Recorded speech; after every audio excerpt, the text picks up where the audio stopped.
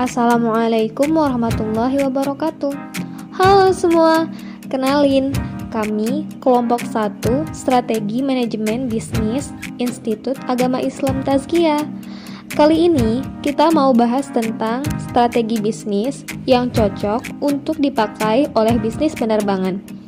Jadi, buat kamu yang penasaran tentang kondisi bisnis penerbangan sekarang dan strategi apa yang pas dipakai untuk mereka, yuk simak videonya. Kondisi pada awal Maret tahun 2020, Arab Saudi memilih untuk menunda penyelenggaraan ibadah umroh.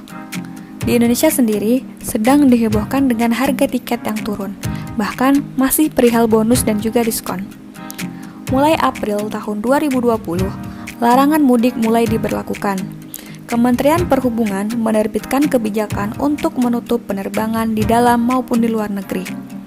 Itu pun dikarenakan penerbangan di seluruh dunia juga ditutup. Jadi nggak heran kalau mulai Mei 2020 ada 17.000 pesawat yang terparkir di bandara di seluruh dunia. Jumlah penerbangan turun sampai dengan 80%. IATA mengumumkan permintaan penumpang turun sampai dengan 94,3% dibandingkan dengan April tahun lalu. Kejadian ini menjadi tingkat penurunan terendah yang dialami maskapai penerbangan dalam sejarah. Nah, kerugian yang sama juga dialami oleh PT Garuda Indonesia sebagai salah satu maskapai terbesar di Indonesia.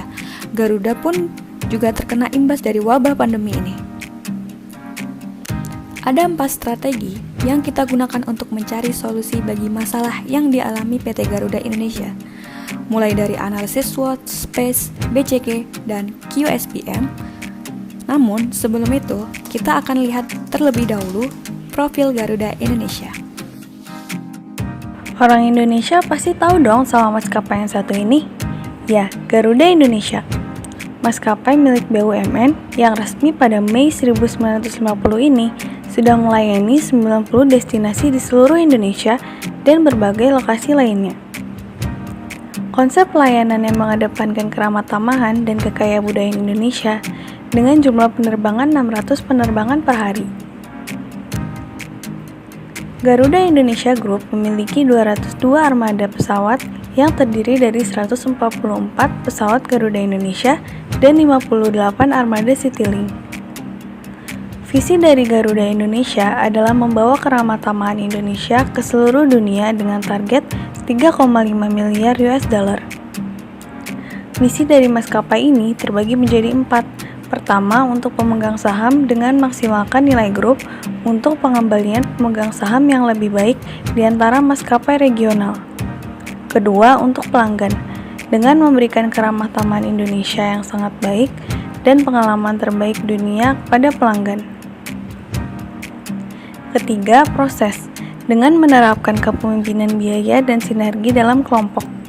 Keempat, karyawan dengan melibatkan karyawan yang bersemangat dan bangga di salah satu perusahaan tempat bekerja paling dikagumi di Indonesia. Untuk lebih memahami Garuda Indonesia dan kondisi di dalamnya, kita akan menguraikannya dalam analisis SWOT. Dalam analisis SWOT, kita bisa tahu kekuatan dan kelemahan dari maskapai Garuda Indonesia. Tetapi bukan cuma itu, kita juga bisa memprediksi peluang dan ancaman apa saja yang bisa mempengaruhi kondisi maskapai ini. Kekuatan Garuda Indonesia. Garuda Indonesia punya armada yang besar, brand image yang kuat, kualitas layanan yang baik, dan kegiatan CSR yang banyak. Kelemahan. Harga tiket terlalu mahal untuk skala domestik, hutang usaha meningkat, penurunan aset keuangan, sistem otomatisasi, pemesanan tiket umroh dan haji masih dengan sistem tidak bisa pesan langsung, harus melalui agen. Peluang, mengoptimalkan bisnis kargo. Ancaman, memiliki banyak pesaing dalam skala domestik dan pembatasan terbang akibat COVID-19. Dengan mengetahui kondisi Garuda tersebut, maka strategi yang baik digunakan dalam kondisi saat ini adalah dengan menggunakan ST atau Stretch Trades, yaitu dengan meningkatkan pelayanan kesehatan sesuai protokol, meminimalisir pengeluaran, mengoptimalkan layanan charter dan kargo, menurunkan overhead cost, menaikkan tarif 10-20%, menurunkan frekuensi penerbangan, negosiasi dengan lessor, dan mencari dana talangan. Berdasarkan analisis Page, Garuda berada pada posisi kompetitif dengan titik koordinat sumbu X 0,33 dan sumbu Y minus 0,5. Strategi yang dapat dilakukan oleh PT Garuda Indonesia salah satunya adalah dengan penetrasi pasar, seperti pengembangan pada bisnis kargo. Karena di masa pandemi, sedikit orang yang ingin berpergian keluar. Terlebih lagi, ada pembatasan wilayah berskala besar, baik di dalam maupun luar negeri, yang menyebabkan Garuda kehilangan banyak penumpang. Sedangkan jasa pengantaran barang masih beroperasi dan sangat potensial. Selanjutnya akan dijelaskan dengan metode BCG Matrix. Market share Garuda mengalami penurunan 2019 jumlahnya sebanyak 46%. Di bulan Mei turun menjadi 30% dengan pertumbuhan minus 90% dari tahun 2019, menyebabkan Garuda kehilangan 16,3 triliun.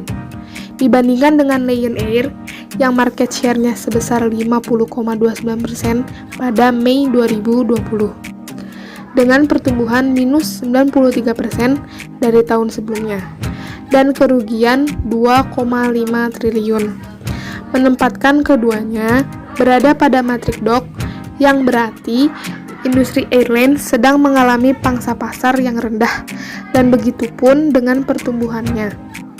Hal ini terjadi akibat pengaruh dari pandemi COVID-19 yang menutup jalur penerbangan, bahkan meluncurkan larangan terbangan selama berbulan-bulan.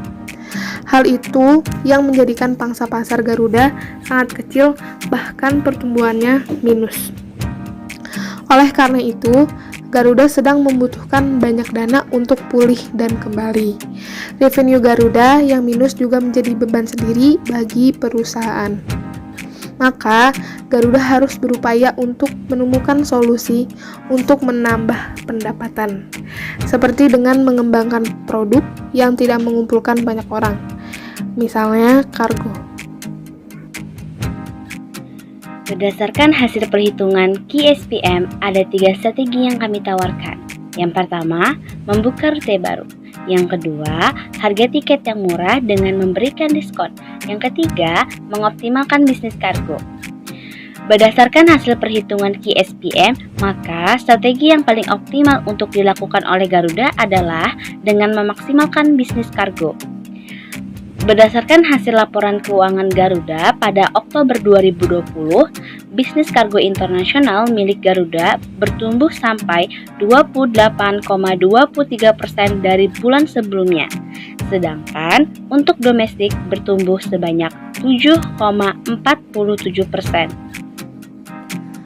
Kesimpulannya, dari keempat strategi yang kami teliti, maka salah satu solusi bagi permasalahan bisnis Garuda Indonesia adalah dengan mengoptimalkan bisnis kargo.